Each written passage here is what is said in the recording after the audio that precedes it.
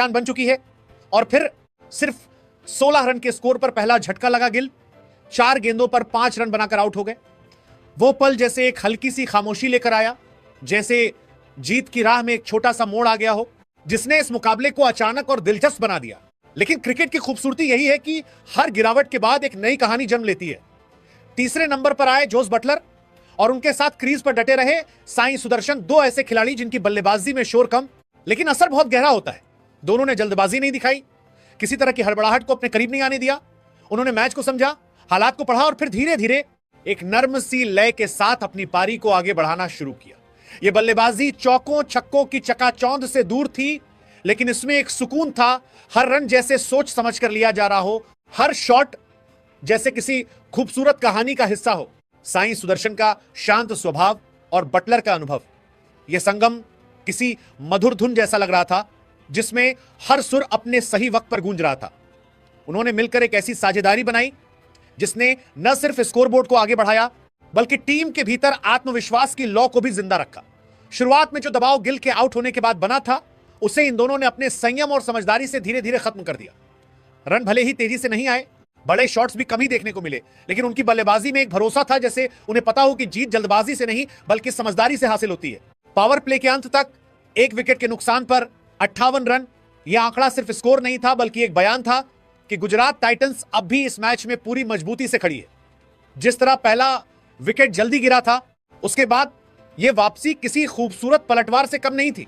दोनों बल्लेबाजों ने जिम्मेदारी का ऐसा मुजाहिरा किया जिसने यह साफ कर दिया कि यह टीम सिर्फ ताकत से नहीं बल्कि धैर्य और समझ से भी मैच जीतना जानती है। लेकिन जब सब कुछ संभलता हुआ, संतुलन में चलता हुआ नजर आ रहा था, तभी एक ऐसा पल आया जिसने गुजरात टाइटंस की राह में फिर से हल्की सी मुश्किलें खड़ी कर दी। दूसरा झटका टीम को जोस बटलर के रूप में लगा, जब वो 22 गेंदों पर 26 रन बनाकर आउट हो गए। उनकी पारी भले ही तेज नहीं थी, लेकिन उसमें एक स्थिरता थी, एक ऐसा सहारा था जो साई सुदर्शन के साथ मिलकर टीम को धीरे धीरे जीत की ओर ले जा रहा था। उनका विकेट गिरते ही एक बार फिर मैच की धड़कन तेज हो गई, जैसे कहानी में अचानक कोई नया मोड़ आ गया हो। लेकिन दूसरी तरफ साई सुदर्शन पूरी मजबूती के साथ डटे रहे। उन्होंने हालात को बिखरने नहीं दिया, बल्कि अपनी सदी हुई बल्लेबाजी से पंजाब किंग्स के गेंदबाजों का डटकर सामना करते रहे। हर गेंद को समझते हुए, हर रन को संभालते हुए वो उस पारी की डोर थामे रहे, जैसे कोई खिलाड़ी नहीं बल्कि एक जिम्मेदार किरदार जो अंत तक कहानी को थामे रखने का हौसला रखता हो। लेकिन तभी एक और मोड़ आया जब गुजरात टाइटंस को तीसरा झटका निशांत सिंधु के रूप में लगा। यह उनका डेब्यू मैच था, उम्मीदों से भरा हुआ एक पल जहां हर कदम पर खुद को साबित करने की चाह होती है। क्रीज पर आते ही जिम्मेदारी का भार उनके कंधों पर साफ दिखाई दे रहा था और उन्होंने 11 गेंदों पर 15 रन बनाकर कुछ अच्छे शॉट्स के साथ अपने इरादे भी दिखाए। लेकिन यह शुरुआत लंबी नहीं चल सकी और वो अपने पहले ही मैच में पवेलियन लौट गए। एक ऐसा पल जो अधूरा जरूर रहा, लेकिन आने वाले सफर की झलक भी दे गया। अब मैदान पर कहानी पूरी तरह बदल चुकी थी। दबाव धीरे धीरे बढ़ता हुआ अब साफ महसूस होने लगा था और सारी जिम्मेदारी आकर टिक गई साई सुदर्शन और वॉशिंगटन सुंदर के कंधों पर। और फिर वो अहम लम्हा भी आ गया जब साई सुदर्शन 41 गेंदों पर 57 रनों की शानदार पारी खेलकर आउट हो गए। एक ऐसी पारी जिसने मुश्किल हालात में भी गुजरात टाइटंस को उम्मीद से जोड़े रखा था। उनके आउट होते ही जैसे मैदान की धड़कन एक पल के लिए थम गई, लेकिन उसी खामोशी में एक नई जिम्मेदारी जन्म ले चुकी थी।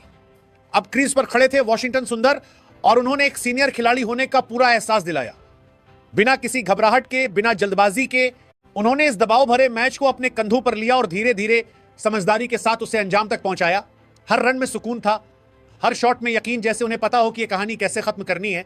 आखिरकार सुंदर ने अपनी टीम को एक बेहद अहम और दबाव भरी जीत दिलाई। ऐसी जीत जो सिर्फ 2 अंक नहीं बल्कि आत्मविश्वास भी साथ लेकर आई। इस जीत के साथ गुजरात टाइटंस ने खुद को प्लेऑफ की दौड़ में मजबूती से बनाए रखा, यह साबित करते हुए कि मुश्किल हालात में भी उनका हौसला टूटता नहीं बल्कि और निखरता है। वहीं दूसरी तरफ पंजाब किंग्स ने भी इस मुकाबले में शानदार जज्बा दिखाया। उनकी गेंदबाजी कसी हुई रही, उन्होंने हर पल मुकाबला जीवित रखा और यह साफ कर दिया कि यह लक्ष्य बिल्कुल भी आसान नहीं था। उन्होंने अंत तक लड़ाई लड़ी, हर गेंद पर चुनौती दी और यही इस मैच की खूबसूरती भी रही।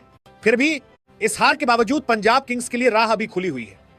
उनके पास अब भी पूरे मौके हैं कि वे अपने प्रदर्शन को बरकरार रखते हुए प्लेऑफ के लिए आसानी से क्वालिफाई कर सकते हैं।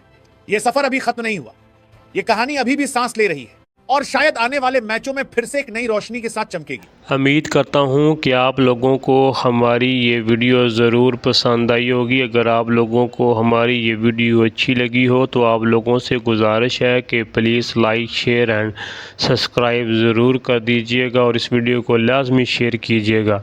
आपके तावन का बहुत शुक्रिया। आपके लाइक, आपके शेयर की वजह से ہمیں بہت خوشی ہوگی۔ اللہ حافظ، اللہ نگہبان۔